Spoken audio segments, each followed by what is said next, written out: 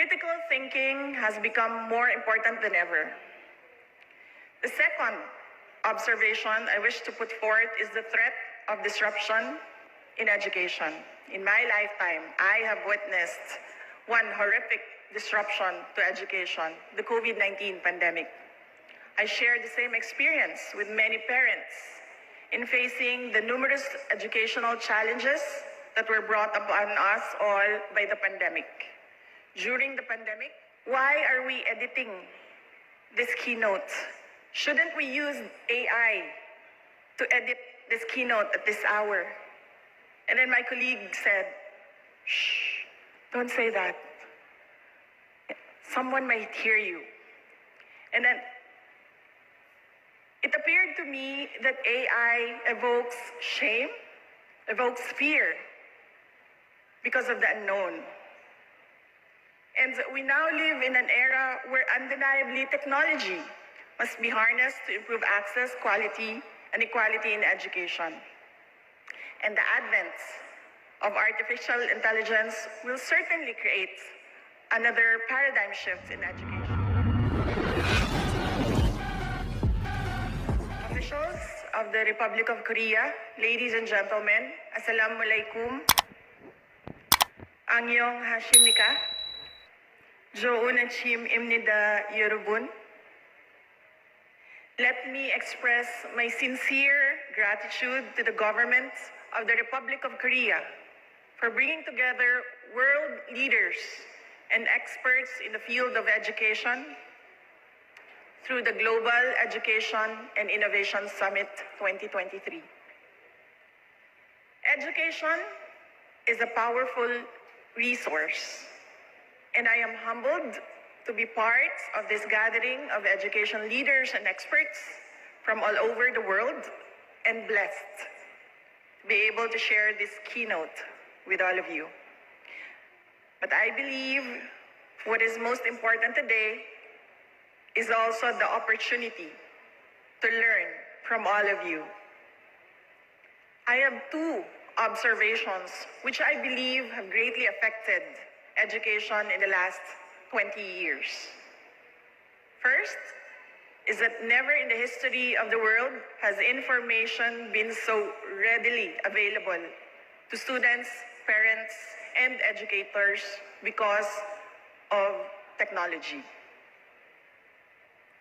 Education has vastly evolved from the traditional imparting of knowledge in classrooms, at homes, with our parents, and from our respective social circles and communities. Education today must now exist side by side with technology, which continues to grow at an astoundingly rapid pace. Yuval Noah Harari said it best when he stated, "The last thing a teacher needs to give his or her pupils is more information. They already have far too much of it. Instead, people need the ability to make sense of the information, to tell the difference between what is important and unimportant, and above all, to combine many bits of information into a broad picture of the world." And I add, it is equally important to teach how to differentiate truthful information from the untrue, to know what contributes to a learner's development and what does not, and what will instill in them the correct values that will turn them into productive citizens of our respective countries. Critical thinking has become more important than ever. The second observation I wish to put forth is the threat of disruption in education. In my lifetime, I have witnessed one horrific disruption to education, the COVID-19 pandemic. I share the same experience with many parents in facing the numerous educational challenges that were brought upon us all by the pandemic.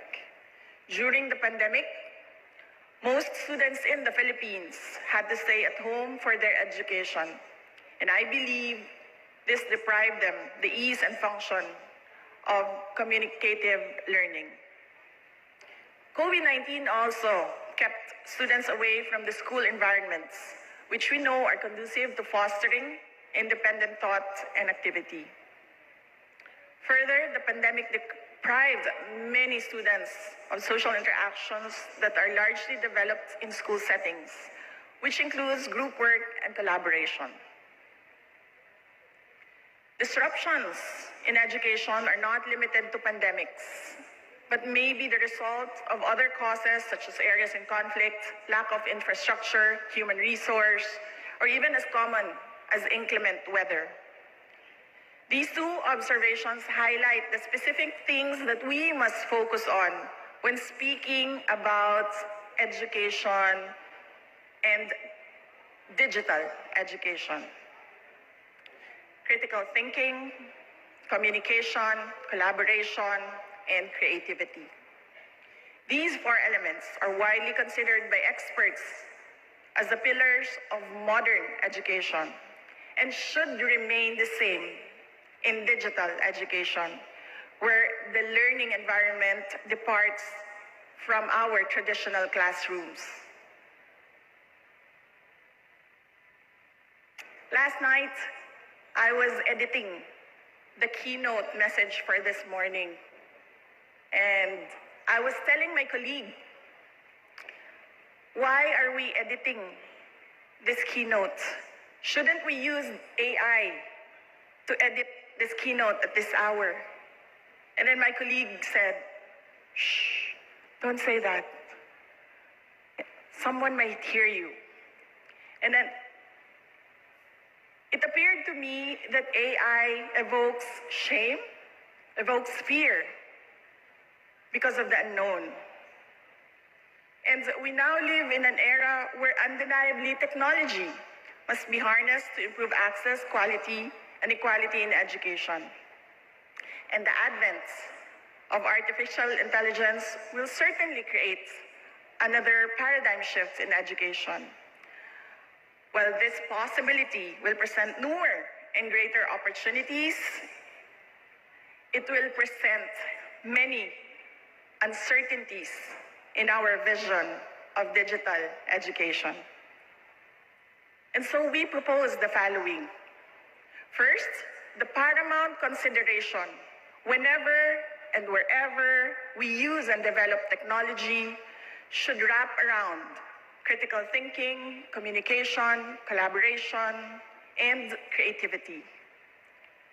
Second, we must be responsive to the effects of technology in our educational systems. This means quickly recognizing what is not working and change it, to continuously improve even if it is a success. And to always keep in mind that the most important result is not technology itself, but how it affects the development of our learners. And lastly, adaptability and sustainability of new technology in education systems must be studied by the end users before implementation. This is in line with the thought that government programs and policies should be designed according to the behavior of people. We must recognize that some technologies may work for one ecosystem, but it may not work for others. It is the teachers and the learners who will be using it that will determine its effectivity. Adam Grant famously once said that the greatest leaders don't necessarily have the best expertise, but sought out the broadest perspectives.